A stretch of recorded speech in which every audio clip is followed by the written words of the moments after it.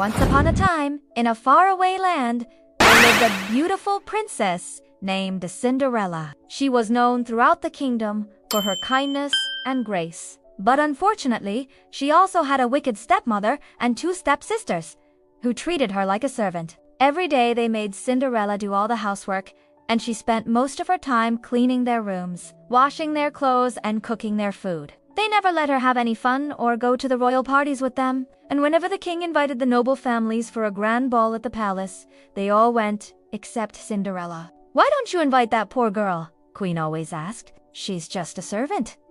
"Why should she come to the ball?" the stepsisters would say, and laugh. One day the king announced that there would be a huge ball at the palace, and all the young ladies were invited to attend it. The stepsisters got very excited because they wanted to meet the prince and become the queen of the kingdom, so they started to prepare for the party. "I want you to make me a beautiful gown for the ball," said the eldest stepsister to Cinderella. "And don't make it too fancy, or else the prince will not like it. Remember, you are just a servant." The next day, Cinderella went to the market to buy some fabric for the dress. When she saw all the beautiful colors, she couldn't resist picking up the finest material in the kingdom. The stepsisters were furious when they saw the beautiful blue dress Cinderella had made for the eldest one, but there was nothing they could do about it. Finally, the night of the ball arrived. Cinderella finished her stepsisters' dresses and they were all ready to go. But once again, they didn't allow Cinderella to come with them. They took all the food and wine and went to the palace, leaving Cinderella behind to clean up the mess. As soon as she heard the sound of the carriage,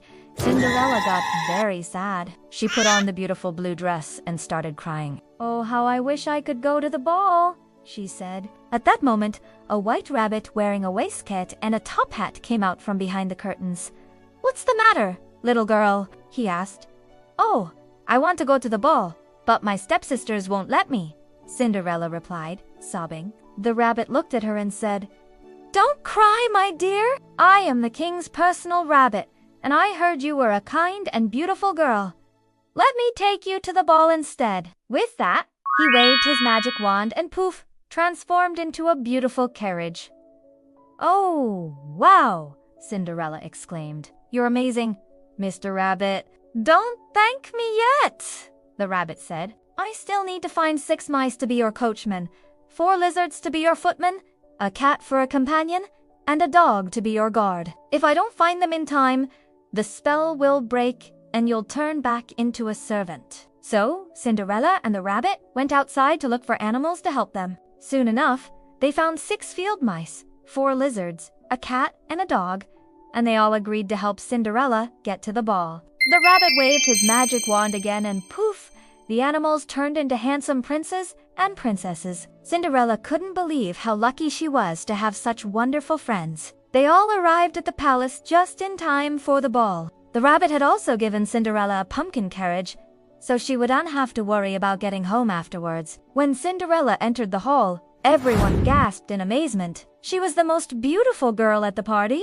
The prince was immediately drawn to her and asked her to dance. They waltzed around the room while her animal friends watched over them from a distance. Suddenly, Cinderella remembered the rabbit's warning and started to run. The prince couldn't believe that she had left without saying goodbye. He was in love with her, but he didn't know who she was or where she lived. All he had was one of her golden slippers, which she had lost while running away. The next day, the prince organized a competition and invited all the girls in the kingdom to try on the shoe. Of course, Cinderella's stepsisters tried it on, but it didn't fit either of them.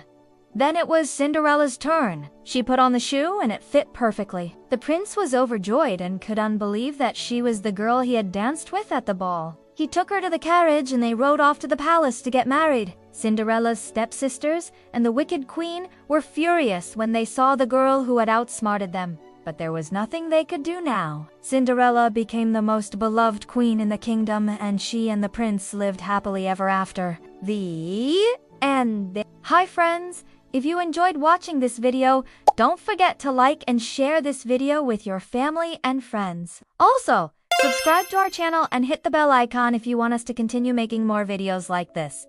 Thanks for watching. See you next time!